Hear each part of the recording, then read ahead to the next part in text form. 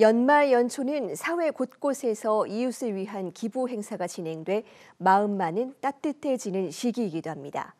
하지만 올해는 고물가로 얇아진 지갑에다 비상계엄 선포의 여파로 불안감마저 커지면서 기부 문화가 위축되는 것 아니냐는 우려가 나오고 있는데요. 이 같은 기부 한파를 녹일 방법은 무엇일지 먼저 영상 보고 이어가겠습니다.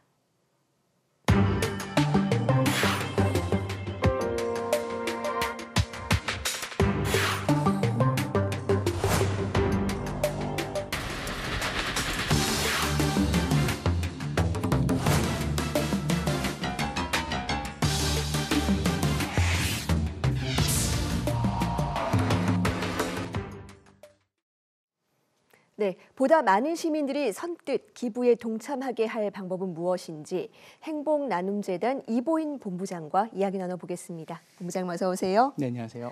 네, 요즘에 이 기부 심리가 위축됐다는 말로 기부 한파라는 표현을 또 흔히들 사용합니다. 이 현장에서도 체감하고 계시는지요?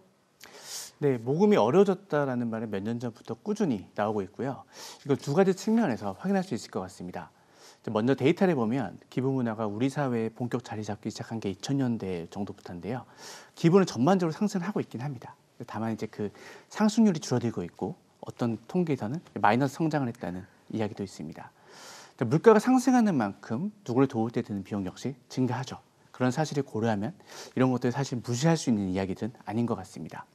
기부금의 규모라는 것이 뭔가 줄어든 만큼 누군가의 어려움은 더 커지는 그런 구조거든요. 근데 이런 숫자는 또 별개로 기부에 대한 부정적인 시선이 커진 것도 좀 짚어봐야 될 것 같습니다. 이런 수치는 여러 조사에서 반복적으로 나오고 있고요.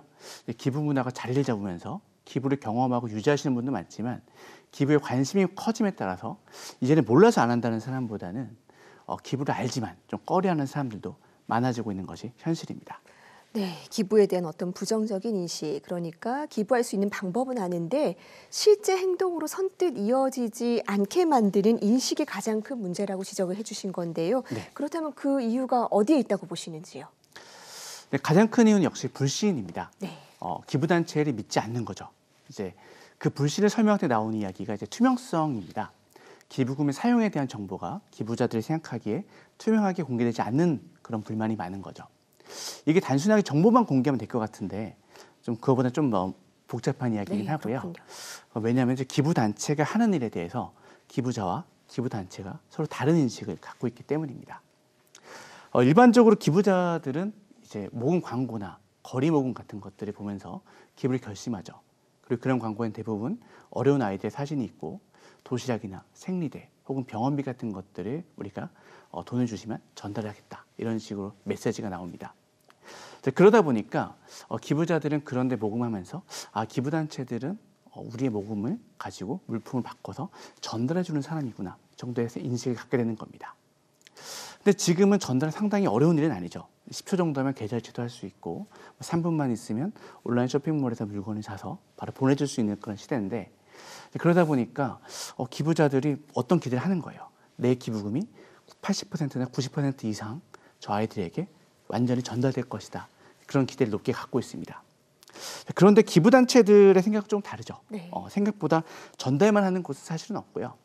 훨씬 더 복잡하고 어려운 일을 하고 있습니다. 사각지대 아이들을 찾기도 하고요. 그다음에 무엇을 원하는지 또 어떤 걸 필요로 하는지 조사도 해야 되고 교육이나 체험활동처럼 보다 좀 장기적인 자립을 위해서 필요한 것들을 고민하고 실행하기도 합니다. 즉 전달하는 것보다 훨씬 더 큰 어떤 이상의 일을 하고 있는 거죠. 그러다 보니까 기부자들의 기대처럼 8, 90%의 돈이 아이들에게 바로 전달된다. 이런 것들은 상당히 현실적으로 어려운 것이 사실입니다. 그러다 보니까 이제 사업의 내용과 기부단체들은 우리는 사업의 내용을 충분히 다 공개하고 알려주고 있는데 왜 투명성이 없다 그러지? 라는 그런 생각을 하게 되고 그럼에도 불구하고 기부자들은 아니 내가 전달해 준다 그래서 돈을 줬는데 얼마큼 전달되었고 무엇 전달되었는지를 나에게 왜 완벽하게 얘기해 주지 않는 거냐라는 그런 불만을 갖게 되는 거죠. 그런 불만이 쌓이다 보니까 이것이 실망감이 되고 불신이 되고요. 어떻게 보면은 우리 그 사회에서 기부금이 쭉 계속 성장했던 이유가 어떤 이제 이미지를 기반으로 한 그런 모금들이었는데 이제는 조금 기부 문화 이런 것들이 좀 안 좋은 부정적인 영향으로 되고 있는 것으로 생각하고 있습니다. 네, 그러니까 정리를 해보면 기부를 할 수 있는 사람과 그리고 기부를 받아서 운영하는 이 단체 간의 어떤 인식의 격차가 네, 맞습니다. 여러 가지 오해와 불신을 일으키고 있다는 말씀이신데요. 네. 이걸 좀 줄일 수 있는 방법은 없을까요? 네, 기부 불신 때문에 기부돼야 될 돈이 기부되지 않고 있는 것을 저도 되게 안타깝게 생각하고 있고요. 네. 그래서 저희 재단에서는 이제 기부를 믿지 않는 사람들도 좀 쉽게 접근할 수 있는 곧장 기부라는 플랫폼을 운영하고 있습니다. 곧장 기부는 말 그대로 어려운 아이들에게 간식이나 학용품, 장난감 등을 곧장 보내주는 그런 기부입니다. 100% 전달과 100% 투명성이 특징인 플랫폼이고요. 실제 사이트도 쇼핑몰에서 물품을 골라서 바로 어려운 아이들에게 그대로 사주는 경험을 기부자들이 할 수 있도록 설계되어 있습니다. 보육원이나 지역활동센터에서 아이들에게 필요한 물건을 온라인 쇼핑몰의 장바구니에 담아서 곧장기부에 보내주시면 저희가 곧장기부 플랫폼에 올리고요. 곧장기부 팀에서는 딱 그 장바구니 금액만큼만 모금을 하고 이 모금이 완료되면 이걸 그대로 주문하고 배송해 줍니다. 아이들에게 직접 전달되지 않는 비용들, 예를 들면 배송비라든지 플랫폼 운영비라든지 결제 수수료 같은 여러 제반 비용들은 모두 재단에서 부담하고 있고요. 그러다 보니까 기부자 입장에서는 내 기부금이 100% 아이들을 위한 물건을 사는 데 쓰였다는 것을 직관적으로 알 수 있고요. 또한 이것을 기부한 순간부터 주문, 배송, 기부 후기를 받을 때까지 거의 4-5번의 카카오톡 알림을 제가 보내드리는데요. 이런 걸 받으면서 기부자들은 내 기부금이 이 사람들이 나의 기부금의 사용 과정을 100% 투명하게 공유하고 있구나, 이런 것들을 알게 되는 것 같습니다. 네, 단체들마다 사정은 다르겠지만 다른 기부 단체들도 이런 방법을 참고해 볼 수 있을 것 같습니다. 그렇다면 기부 불신을 해소하기 위해서 단체들이 더 노력할 부분은 있을까요?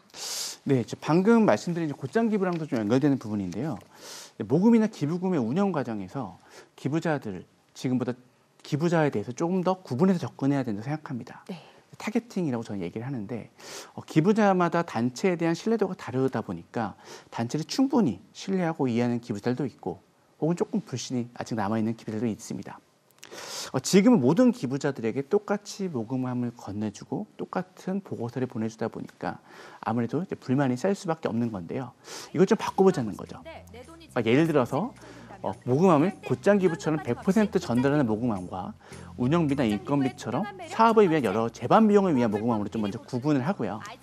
아직 신뢰가 적은 기부자들에게는 전달되는 그런 모금함을 주고, 기부단체가 충분히 신뢰를 쌓아온 기부자들에게는 좀 다른 운영비에 대한 모금함을 보여주자는 겁니다.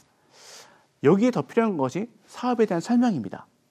방금 말씀드린 것처럼 이제 모금함을 구분해서 운영하려면 기부단체를 신뢰하는 기부자들이 좀 많아져야 되는데요. 이분들은 당연히 이 단체가 하는 일, 돕는 방법, 이런 거 훨씬 더 궁금할 거거든요.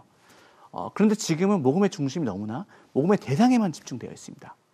그러다 보니까 단체를 신뢰하는 기부자들이 만들어가려면 아이들의 사진을 강조하는 게 아니라 단체가 이 아이들을 어떻게 돕고 있고 기부금을 받아서 아이들을 위해서 어떻게 쓰고 있고 다른 단체들과는 어떤 면이 좀 다른지들을 좀 자세히 얘기해 줘야 되는데 그런 부분이 상당히 아쉬운 게 사실입니다.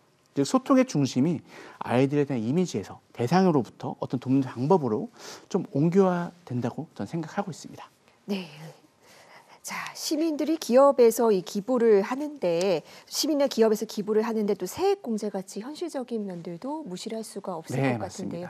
좀 제도적으로 뒷받침할 만한 부분들도 있을까요? 네, 그 제도적 지원은 매우 중요하고요. 지금도 많은 전문가분들이 좋은 제도를 위해서 연구하고 계신데요. 예를 들어서 말씀 주신 것처럼 기부금 세액 공제 비율이라든지 기부금품법에서 규정한 운영비 비율을 좀 늘린다거나 혹은 법적으로 공개돼야 될 정보의 양을 조정하는 여러 논의들이 지금 진행되고 있는 것을 알고 있습니다. 다만 저는 이런 제도를 논의할 때 좀 더 기부자의 관점이 추가되어야 된다고 생각합니다. 예를 들면 지금도 많은 정보가 공개되어 있긴 하지만 일반적으로 기부자들은 원하는 정보를 찾기가 상당히 어려운 구조인 것도 사실입니다. 또한 이 정보를 만약 찾더라도 이 정보가 어떤 가치를 갖고 있는지 이게 좋은 숫자인지 나쁜 숫자인지를 알려면 서로 좀 비교를 해봐야 되는데 그런 부분에서는 많이 아쉬운 것이 사실입니다. 정보를 공개하는 포맷을 좀 변경한다거나 여러 단체들이 공개된 자료들을 모으고 이걸 좀 재가공하는 그런 작업들이 더 필요하다고 생각하고 있고요. 기부자들의 참여를 더 독려하는 제도적 지원을 좀 고려하려면 이런 것처럼 기부자의 관점을 좀 더 고민하면서 제도를 만들어갔으면 좋겠다는 생각을 하고 있습니다. 네, 기부자의 관점을 충분히 고려하면서 기부를 하는 쪽과 받는 쪽의 인식 차이를 줄여나가려는 노력이 필요할 것 같은데요. 이 기관의 노력과 함께 여러 가지 제도 보완도 필요해 보입니다. 본부장님 오늘 말씀 잘 들었습니다. 네, 감사합니다.